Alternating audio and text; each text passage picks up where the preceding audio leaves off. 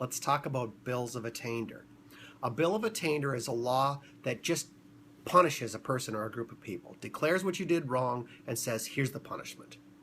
It's something that happened in England before Americans formed the United States. And so when the framers of the Constitution wrote the Constitution, they didn't like it. They wanted to make sure that it didn't happen here, so they prohibited bills of attainder in the United States. So it's in the Constitution, and there were a couple of cases that tested this constitutional principle. U.S. v. Lovett and U.S. v. Brown were both cases that involved communists getting jobs in the government, essentially, okay? Getting jobs in the U.S. government and also in the unions. And it was scaring people.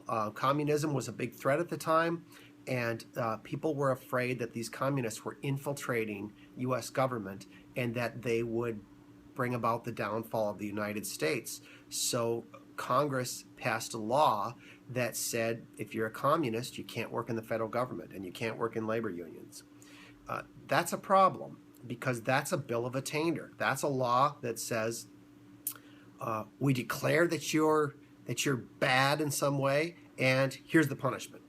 And one thing that's interesting about bills of attainder is the punishment doesn't have to be criminal. These people were not criminally punished for this. They were just told you can't work in these types of jobs. But that's a punishment too, because it means you lose your job, right? So you lose the money that you're earning and all of that. So those are a couple of examples of attempts at laws that it turned out to be bills of attainder, and so the U.S. Supreme Court ruled them unconstitutional, and those laws were struck down.